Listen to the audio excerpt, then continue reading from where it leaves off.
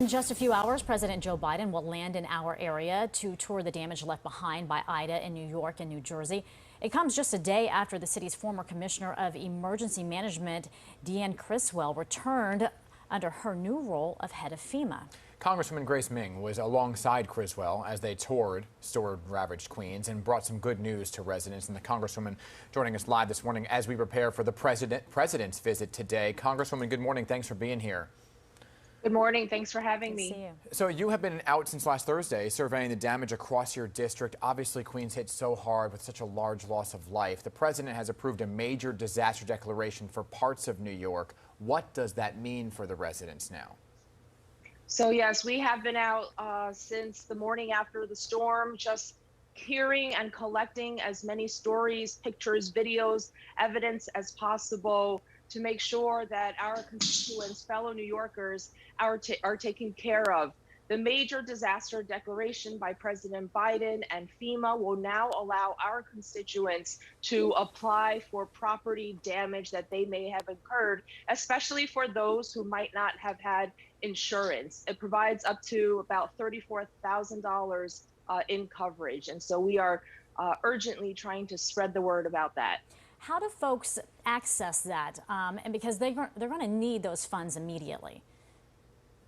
So the website is disasterassistance.gov. They're welcome to call my office as well. We also have provided and are working with Governor Hochul's team to provide a mobile van that will go around and talk to constituents, teaching them how to document their property losses and how to file insurance claims. There's a lot of groundwork to be done. Yeah, a lot of groundwork indeed. And we know the president will be arriving in Queens around 4 p.m. this afternoon. What areas will you actually be touring with the president? Has that been decided on?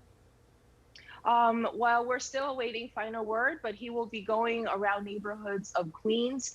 Yesterday, as was mentioned, we were with the FEMA administrator in parts of our district and throughout Queens. We were at Junior High School 216, which was one of the most severely impacted schools in the entire city. You know, Congresswoman, we've heard a lot of lawmakers talk about this is the new normal. We're going to continue to see storms like this. They talk about climate change and whatnot. But a lot of folks on the ground say, wait a second, we've had problems, infrastructure problems, way before we saw these storms. So what's being done to address those infrastructure problems? Well, in Congress, we are trying to pass a large infrastructure bill, and that has to include measures to address climate change. These two issues are not separate issues anymore. They must go hand in hand. Our infrastructure here in New York and probably throughout the country are handling millions more people than what they were originally built and intended for. So we must make the proper investment so that this never happens again.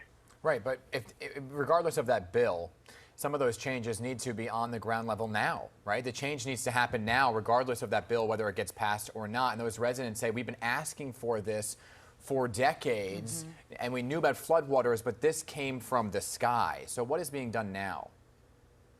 Well, you'll have to talk to the city about that, but what we're trying to do at the federal level is to get money as soon as possible so the city could make those investments. But also, I know they're working on a better and more efficient alert system. Yeah.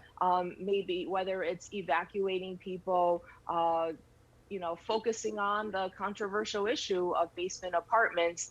These are all issues that we no longer have the luxury of avoiding. All right, Congresswoman, thank you so much for joining us today. We do appreciate it. And of course, we'll be watching today as you tour with the president. Thank you.